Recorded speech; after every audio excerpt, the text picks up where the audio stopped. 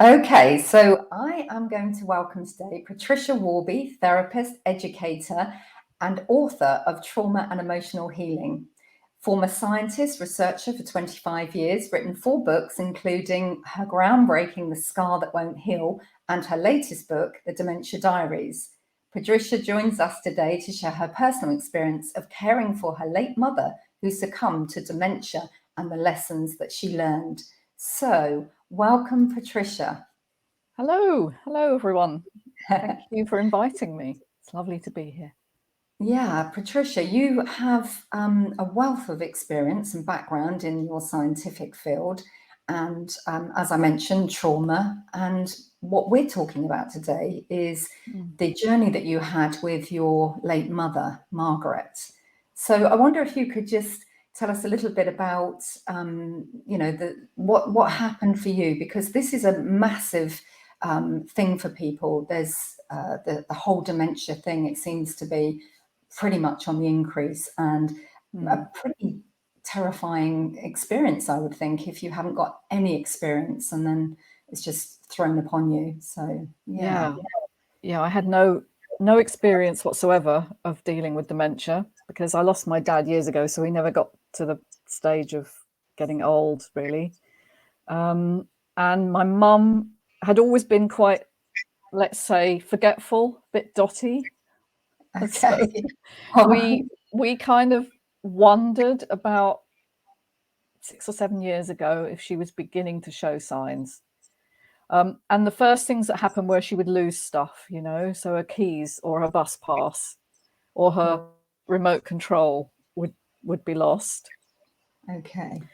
And so my brother and I discussed it, and we said, well, do we need to do anything, or should we just deal with her as a person, as a human being? And we decided we would not send her for tests at this stage, and just kind of deal with all the other physical problems that were also creeping in, infirmities and the usual age-related stuff.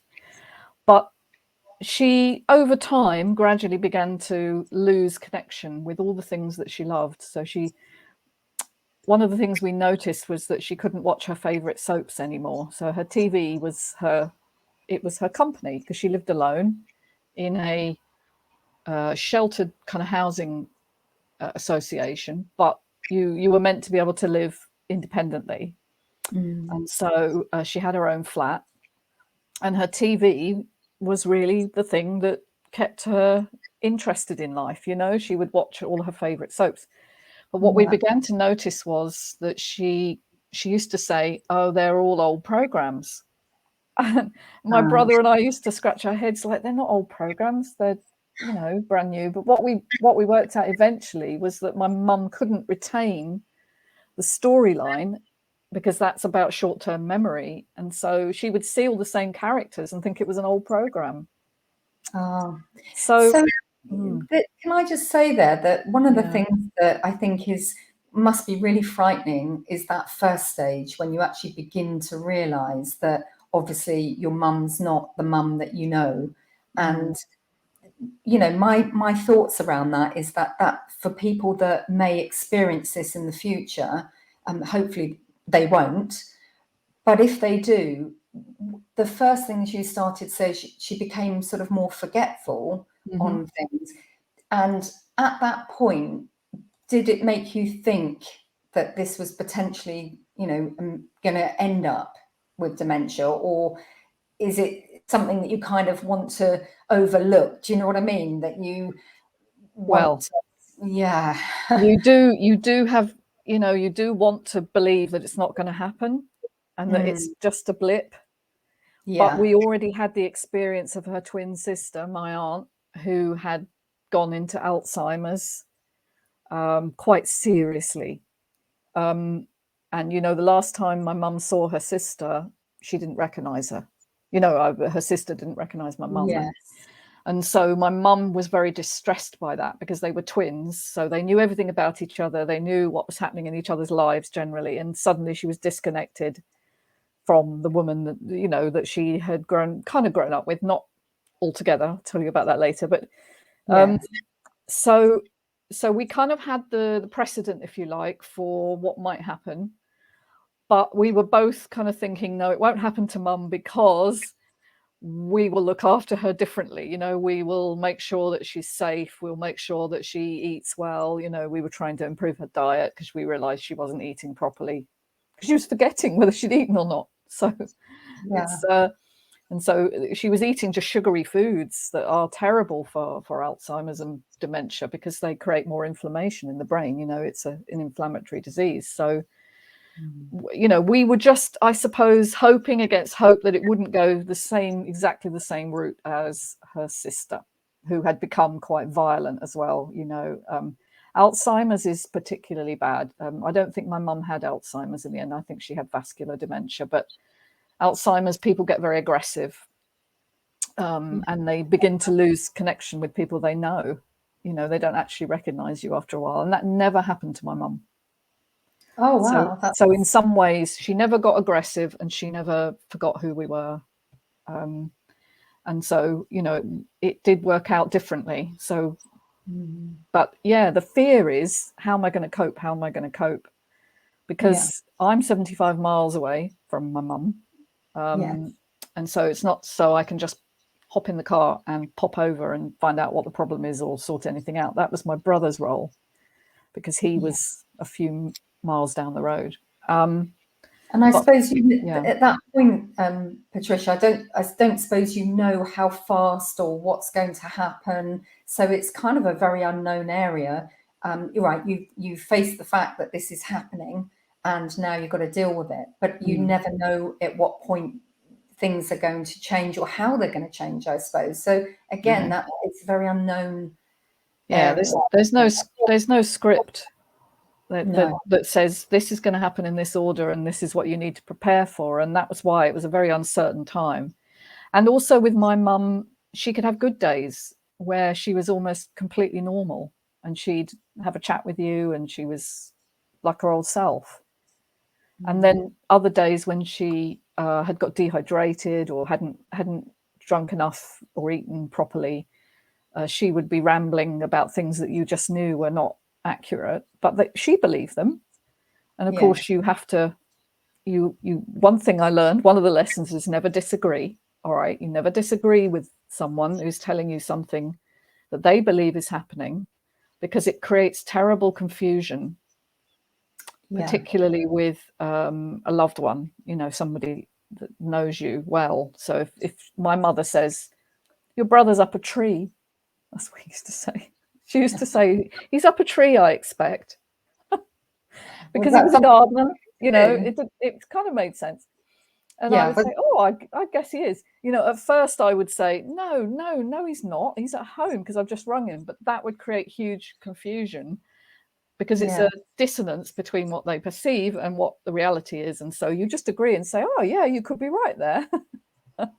So what you're kind of saying is the natural tendency is to want them to be better, isn't it? And to be okay again. So I guess in that no, he's not up the tree is, you know, it's as if to say, no, come back to this reality. But in a way, what you're saying is that reality is not going to change, and it's just going to cause friction and confusion and a lot more upset. So that's an amazing help, I think, for people who would be experiencing this, is not to fight against it, because it sounds like it's a bit futile and actually cause more problems. It actually causes huge distress, because their brain is telling them this thing and you're telling them something else, and the two don't match and they can't make sense of the world.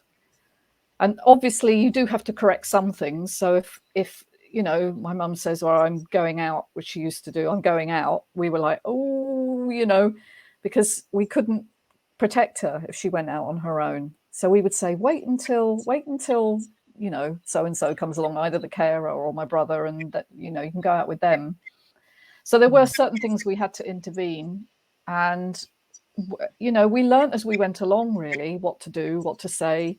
You know, I read an awful lot of books about dementia to try and kind of learn the skills, really. But I'm not a carer. You know, I was never, I've never trained as a carer. It was exceedingly difficult to be patient with her, because she was increasingly, you know, demanding of things that we just couldn't do. You know, she wanted to do things like she used to do, like go shopping on her own, and we couldn't really allow that because she would get confused and then not find her way back, kind of thing. So So did you experience that with her? She would go out, perhaps more in the earlier days. In the early days, she would go Yeah. out on her own. She went down to the supermarket on her own one day, and we were like, oh, because we hadn't anticipated that. But she came back and she said they'd run out of everything.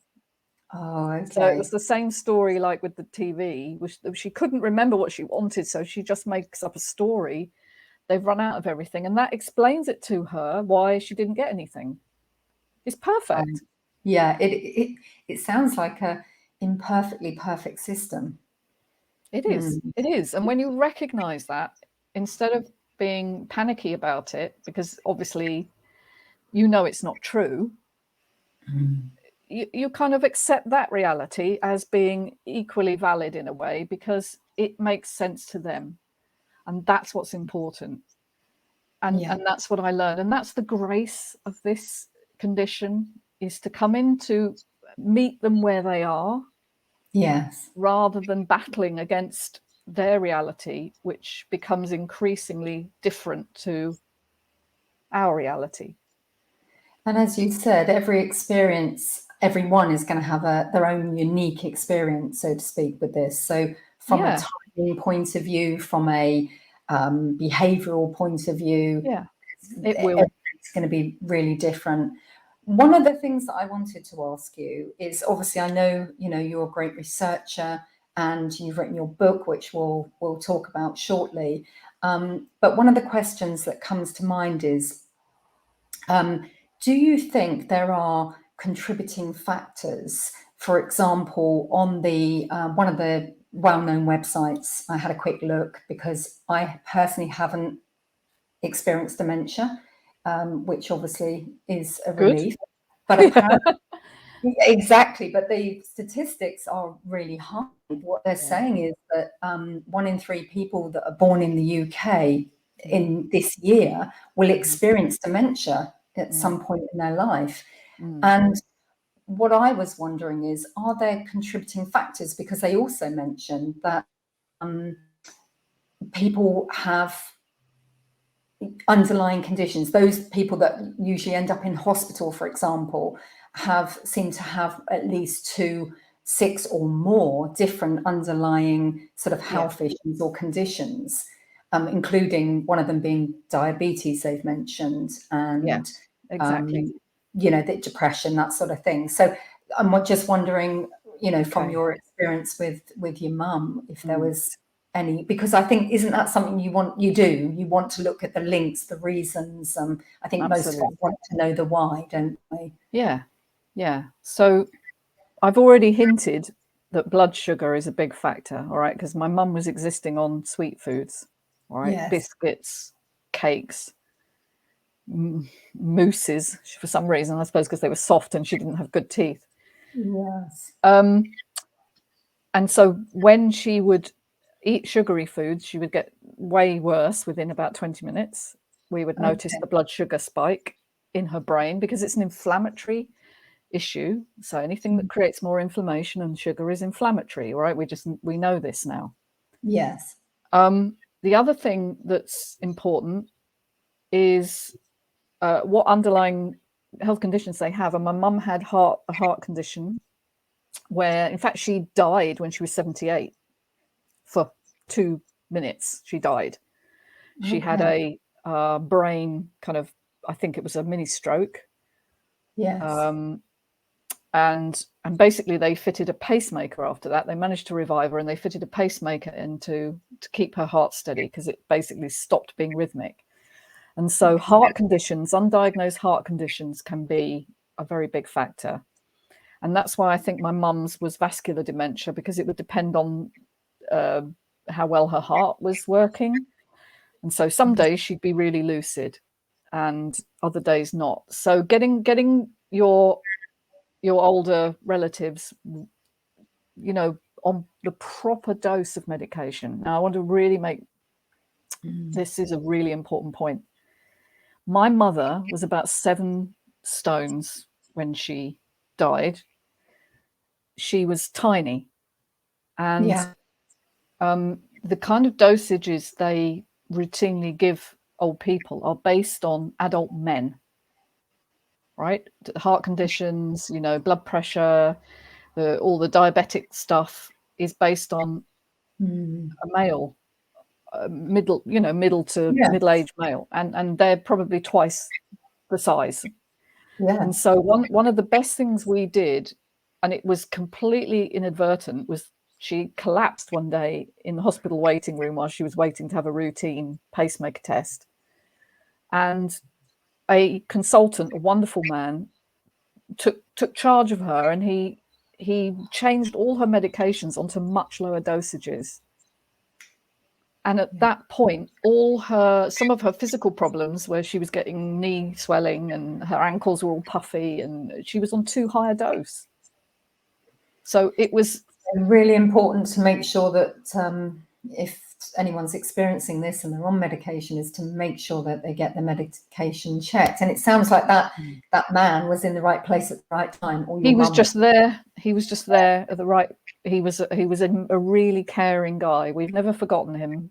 I've mentioned him in the book because he was so lovely to my mum, and he just took her in and he took care of her. And that hasn't happened routinely prior to that. She'd been to the doctors over and over again, and they just gave her silly things to placate her, really, creams to rub on, but nobody actually checked her blood pressure medication, which was such a big factor.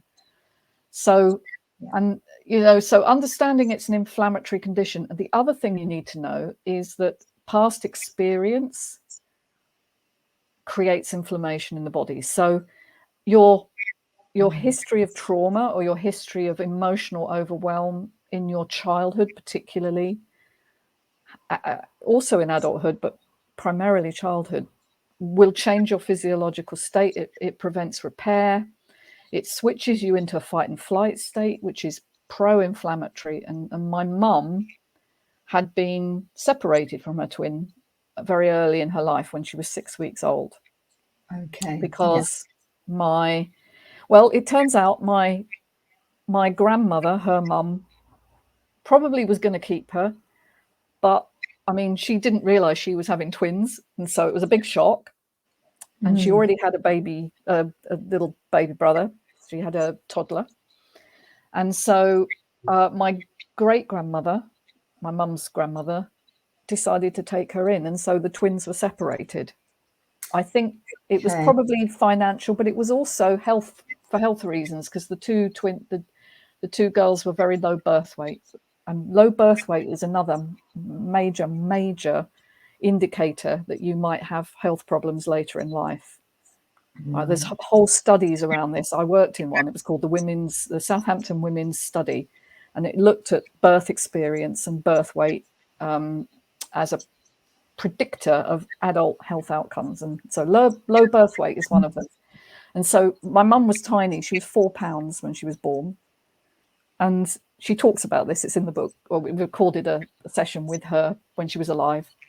Yes. And so she was taken to live with her grandmother, who said, "I'll look after her," which was lovely. I think she actually got the better deal, because her grandmother was a loving, very loving lady.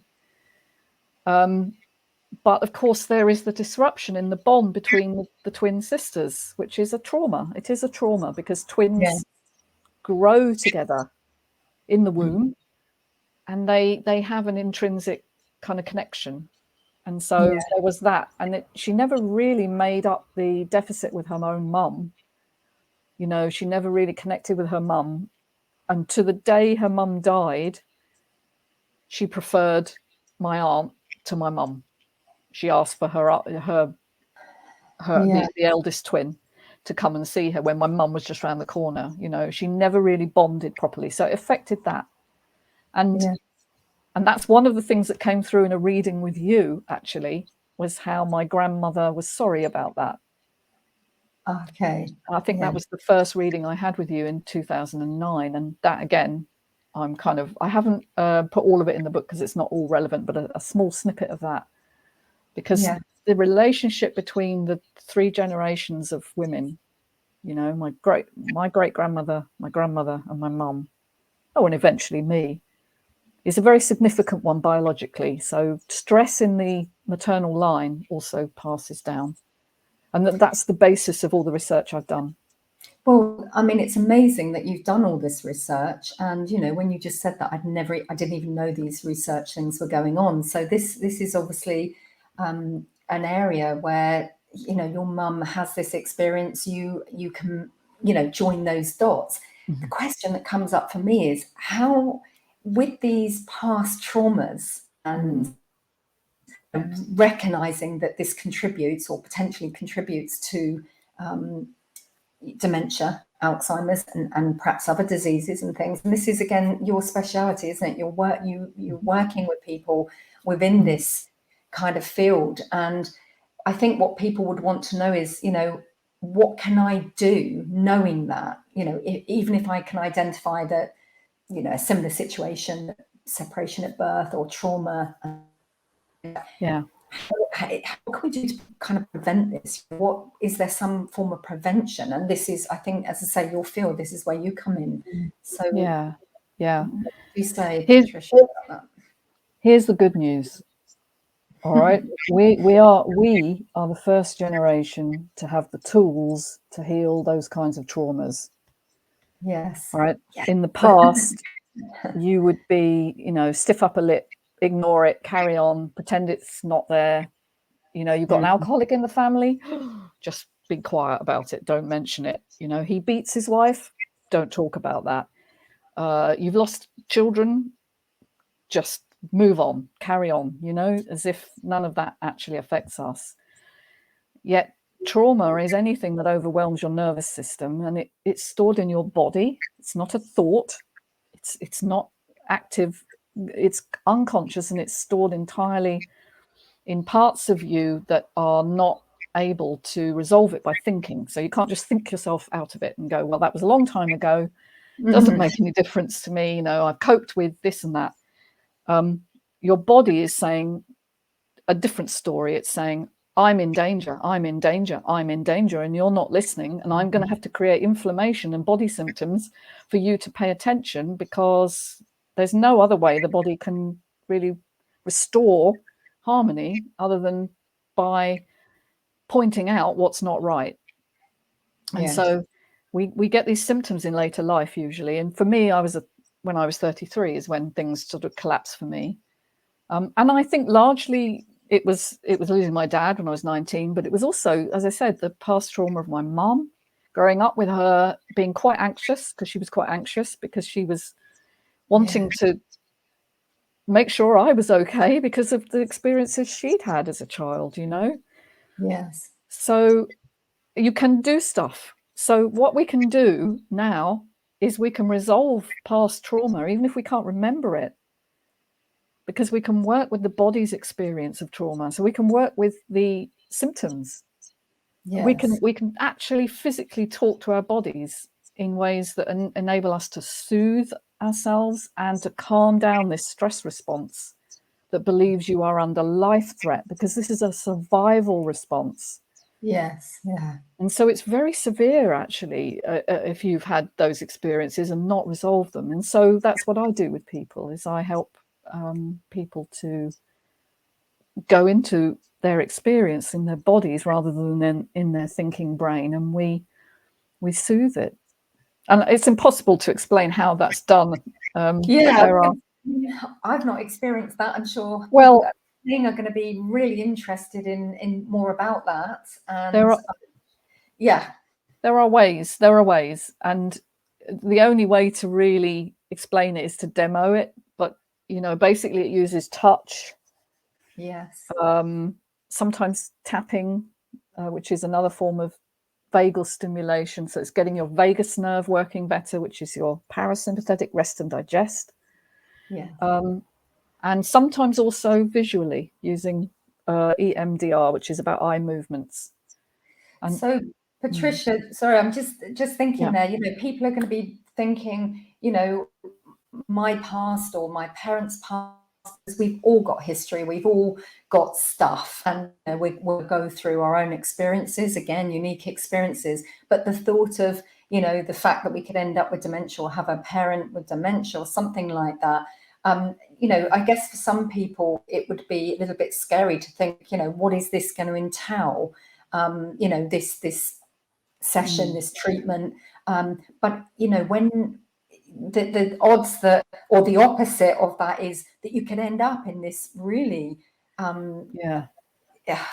frightening place. Actually, I think it's a very frightening place because it's so unknown from the point of view, as I said before, a day-to-day experience. So your sessions that you do with people, obviously this is something that you've been, as you said, working with yourself, and I think that's key, isn't it, is being able to look at ourselves and say, is there something here? And then obviously from your perspective, you've now brought your mothers into it, which is, amazing that you've put in your book here, the Dementia Diaries, to give people steps. And the things that you're sharing today are really important. But if they wanted to take that further and, obviously contact you and have a session, how do you go about that? What's the approach for people to get in touch with you? Yeah, well, they can find me on Alchemy Therapies, one word, .co.uk. Okay. They can also find me as patriciaworby.com, but one leads to the other. In fact, Alchemy Therapies is my main site. And they can book a free chat, which is what I do, because I don't work with anybody who I haven't connected with first, because we need to know that they feel safe with me. All right, because safety is absolutely key. One of the things that my mum lost latterly was to feel safe in her own home.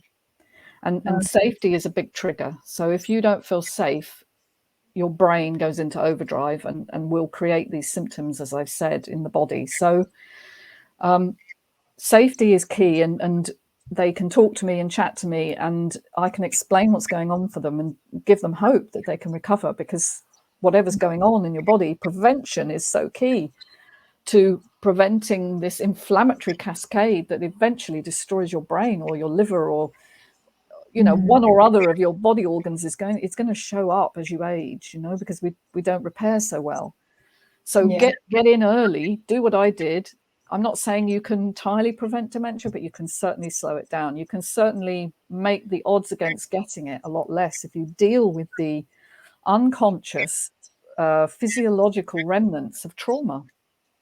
And that's it. That's what I do. I mean, that is absolutely awesome to know that there are, apart from going down the route of finding out eventually, I mean, obviously there will be people that will find, be listening to this, and they're already perhaps going through different stages of dementia. So your book, I've got it here. I was Me too. Sorry, let's put it there. I absolutely over the moon to receive your email. So I just want to bring that in, because obviously it's not just that we're colleagues and friends and people that have known each other through work business for some time, but you did contact me and say that there was a mention. When I read it, I was absolutely like, oh my goodness, you've mentioned lots of things there. And I think this is going to be amazing for people, because, as I said, it really helps them. So it obviously, tell me a bit how it did come about for you, because obviously I know it's in the book, but how it came about, honestly, was, well, I had obviously a year after she died, I contacted you, didn't I? And I said, I'd love to know how she is, because it was COVID time. I hadn't been able to visit her for like 6 weeks before she died. She died in a home that we'd not been able to visit. There were so many uncontrollable situations, and I really wanted to connect and say, I'm really sorry, Mum, that you died without seeing me, because I had wanted to go, but I couldn't. They wouldn't let me, and they would only let one person in, and that was my brother. And he hadn't even been yet, because she'd only just moved to the home. And so I had a session with you, which was really profound, and she told me about how she transitioned into where she is now, and how amazing it is, and how life is so, how time doesn't exist here. And there were so many wonderful pieces of information that you gave me without knowing the details. You know, you're very good because you don't quiz people beforehand. It's not scripted. It's coming in, isn't it, from wherever those people are that you're connecting with.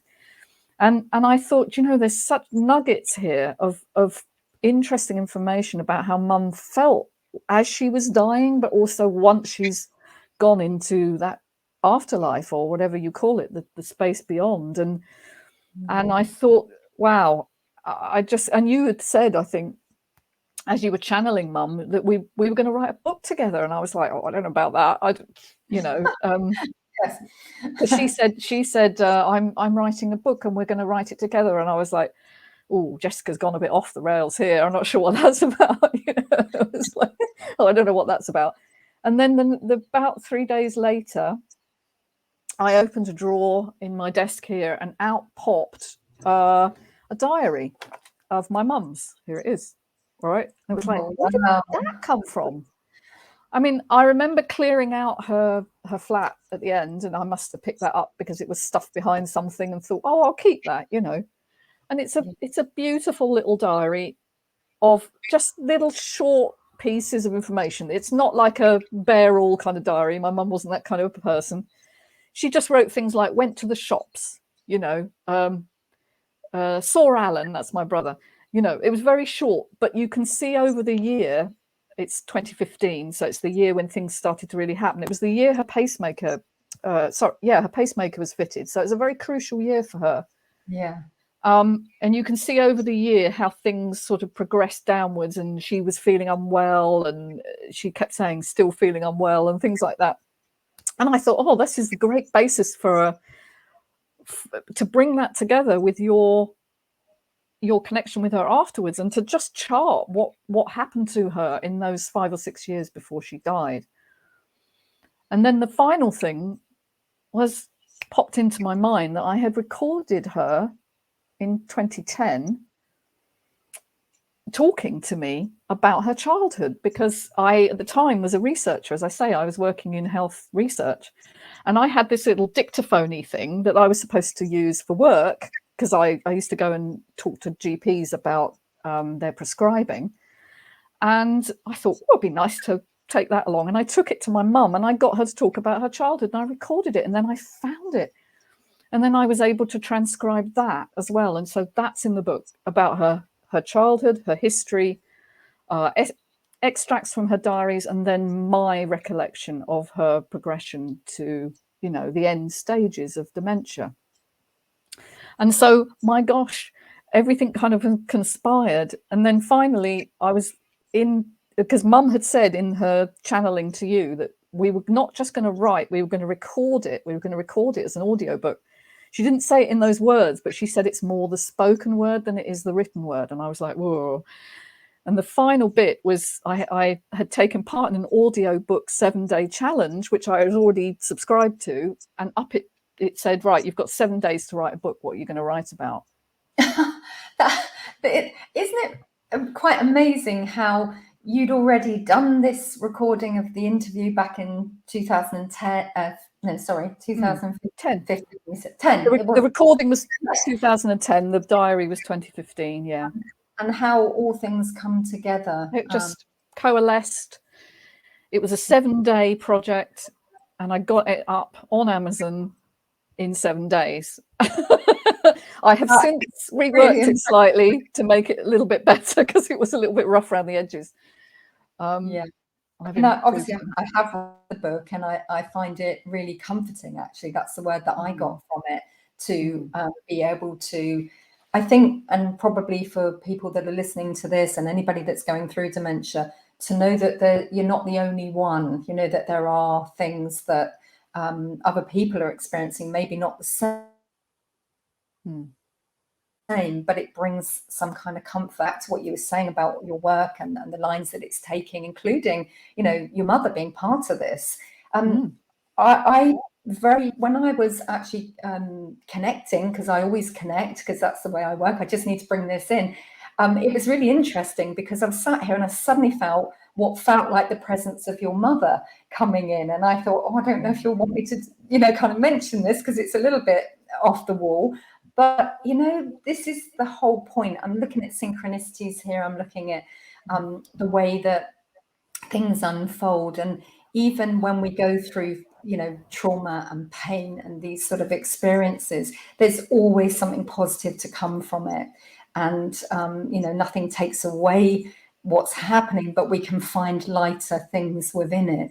And regardless of people's beliefs or what they think about the afterlife and, you know, emotional healing or anything else, I have this really strong sense. What I was going to say to you is your mum came through. Oh my gosh, and I can smell it again now.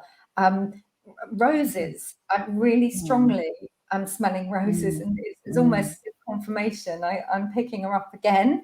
And one thing I want to say before I ask you about those roses is I have this really strong sense that you and your mum will be doing a lot more. And this might sound really bizarre to some people, but I really feel this strongly that she's saying that there's going to be more. So perhaps this is something like that energy, that frequency of people that aren't here any longer in the physical.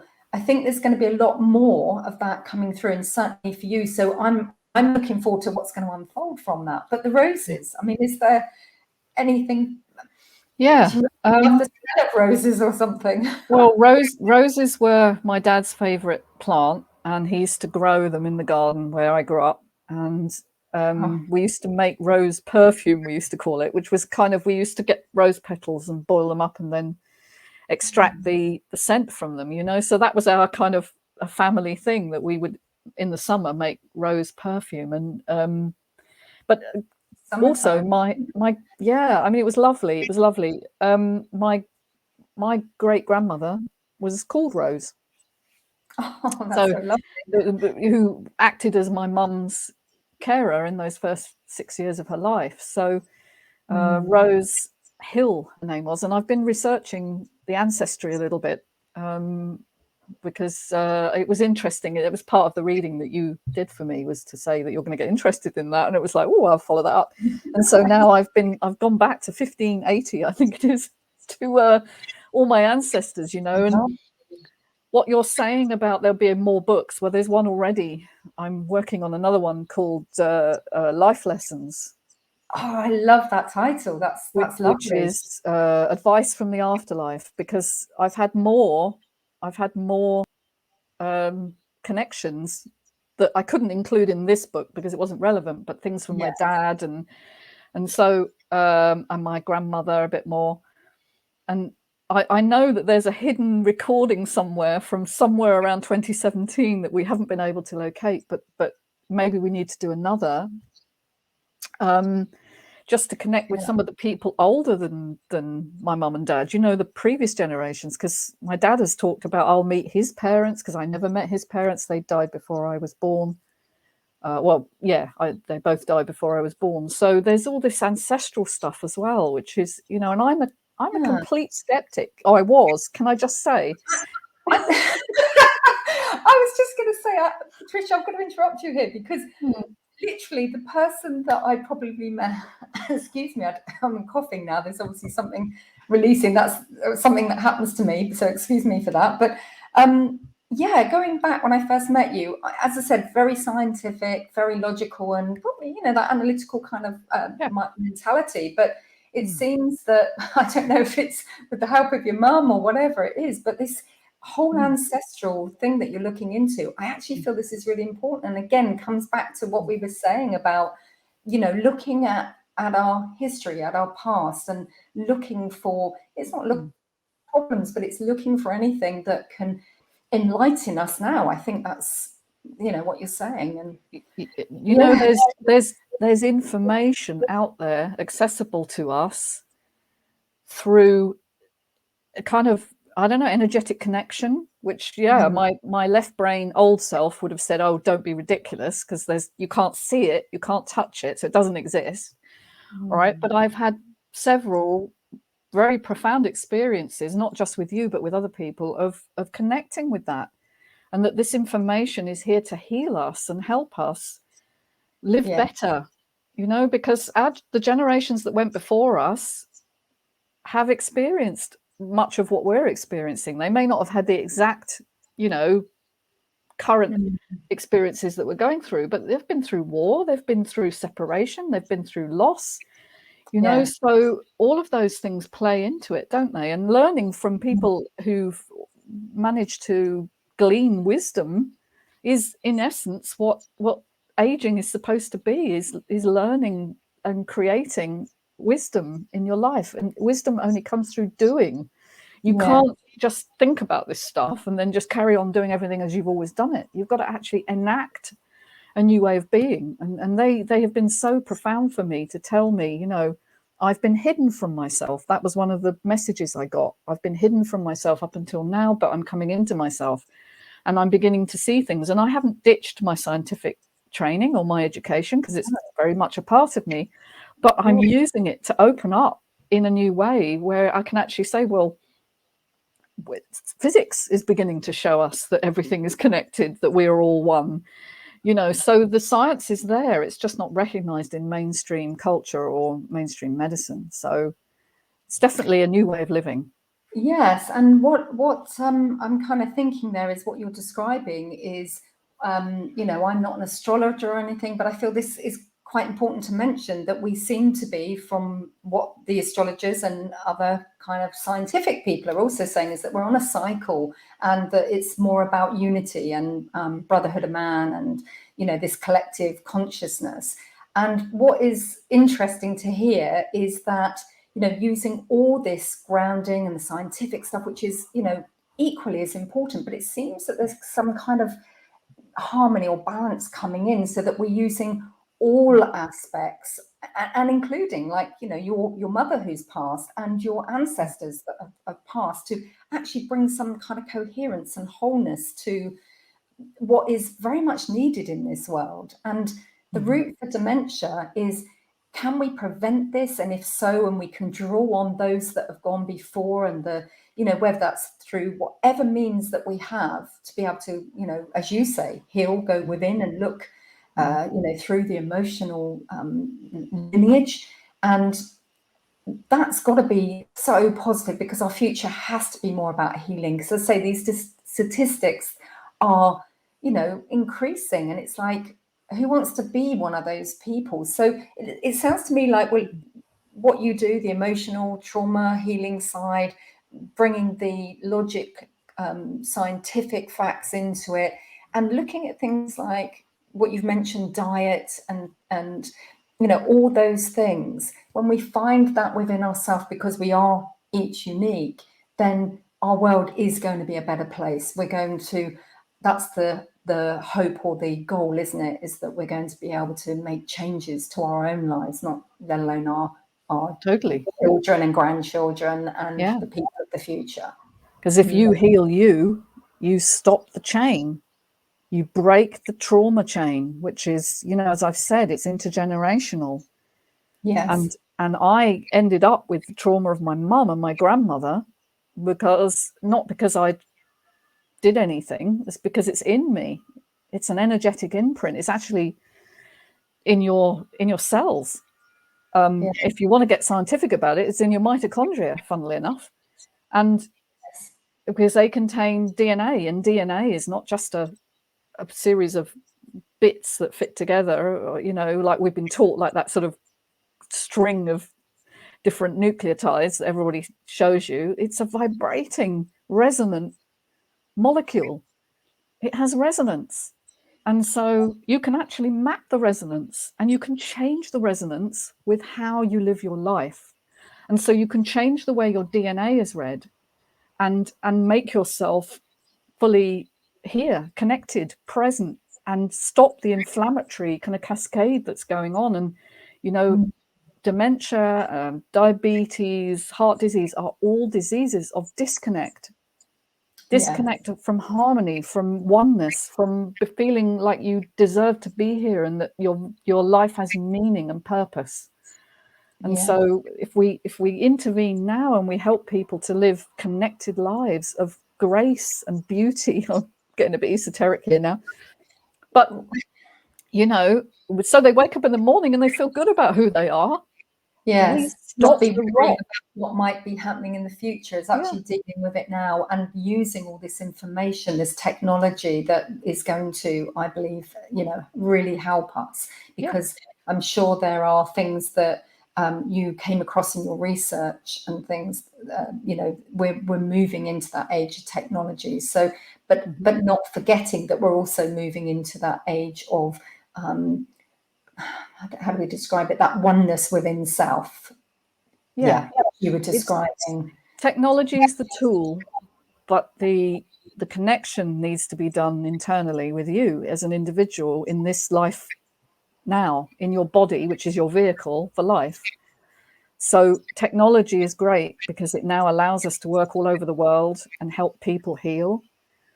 And we can use, different auditory signals. We can use heart rate variability signals that people can see visually. As I've said, we can use movement to stimulate memory and change the way the brain replays memory. And so it becomes over and therefore no longer stressing us.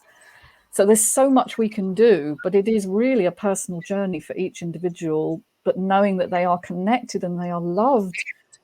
They are loved beyond this life. They are loved back and forwards, what you give and what you receive. And it's just such a powerful understanding that is so different to the way we've been taught to live our lives, as individuals struggling for limited resources, and we've all got to compete until, we die. And we're lucky if we don't get a nasty disease, but most of us will. And there's nothing we can do about it. That's the way we're taught to be, isn't it? Yeah. So, this is what's great about your book and what the work that you do. I'm really, such a fan, Patricia. I really am. I mean, I haven't experienced your work. I mean, I might pop along sometime, but that's okay with you. And absolutely. So I would love it. Yeah. Young people, let me just bring that up because I know we've probably come into a close, and then if there's anything else you want to say to people. But young people, when we're young, we think we're going to live forever and that nothing's going to happen to us, or it might, but we'll just shut the door on it for now. Is there any advice you can give to young people if they're kind of like, oh, I'll deal with that when I get to it? Is there anything impactful that you might be able to share? Well, yeah, I work with a lot of young people. It's never too early and it's never too late. All right. When you're ready to kind of live life better, you just know that something's going to switch in you. And the things that you can do are very much about connection, making good connections, understanding who you are, coming into alignment with your authentic self, maybe looking at ways in which you're not being authentic. I mean, modern culture, the social media is very much about in authenticity, I'm wonderful, my life is wonderful, and the reality is for most people that it's a struggle sometimes. And so coming into authenticity and expressing who you really are and learning from maybe people who are a little bit ahead of you, how you could live more in touch with yourself, and understanding that you can begin this journey whenever you're ready, and you can be 18 or 80, it doesn't really matter. But young people in particular are under a lot of stress at the moment to live these kind of comparative existences. Am I as good as you? Am I as fit as you? Do I earn as much money as you? Do I look right? And we need to get out of that and understand that the only true reality is to live according to your own truth, your own creed, who you really are. And that will be an individual experience. So that's what I help people do. I mean, they come to me because they can't sleep, or they're having problems with their energy, or they've got pain. But I say to them, we're not just going to heal what you're experiencing. We're going to get you back into connection with who you really are and strip away all the stuff you learned that no longer works for you, that was a survival-based mechanism. So that's what I do with young people as well. And they love it because their systems respond so much quicker.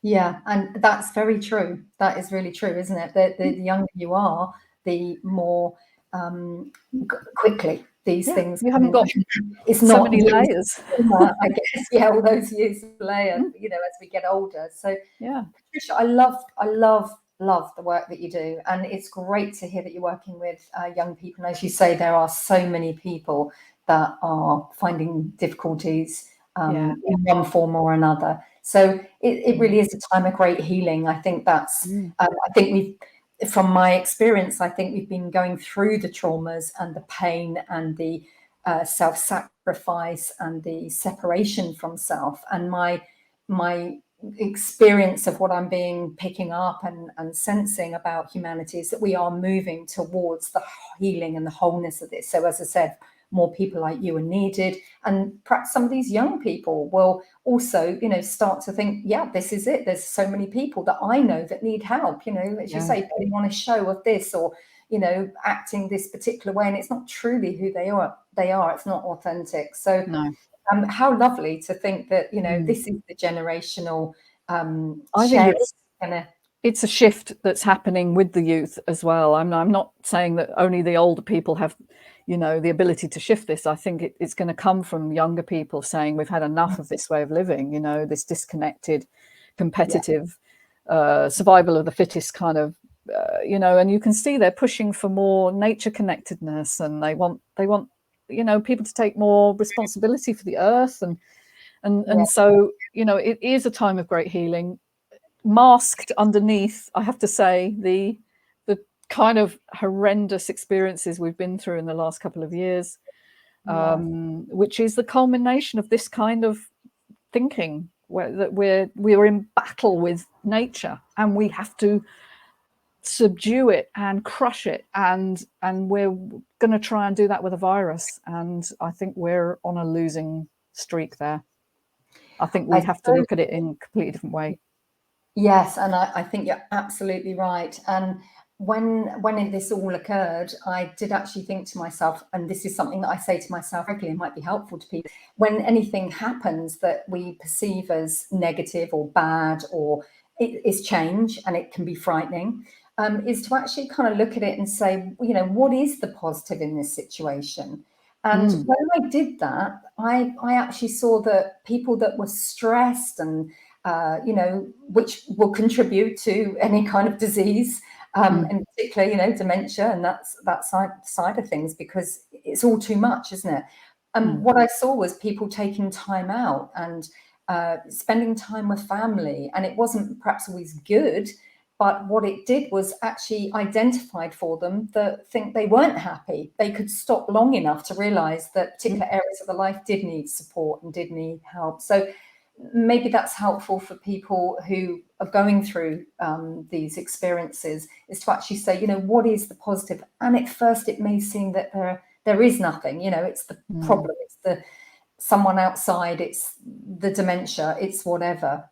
But actually look for the nugget, because there is one. And certainly I'm seeing that for you, because you've lost your mother. It's only been just over a year or so, isn't it? I think it was April last year.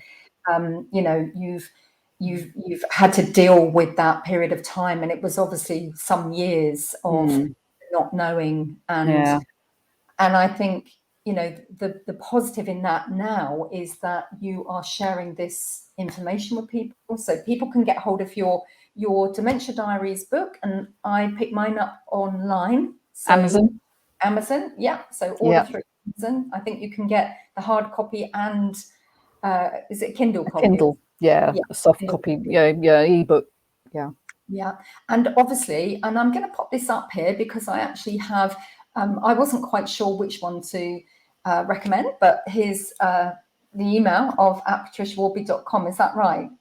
Would that be correct? Did I have the right?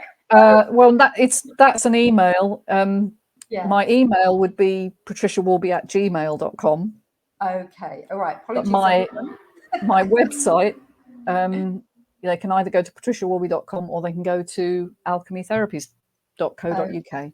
So Alchemy Therapies. So any information, any support that you can offer people through the work that you do, and obviously through your book, to get in touch with Patricia.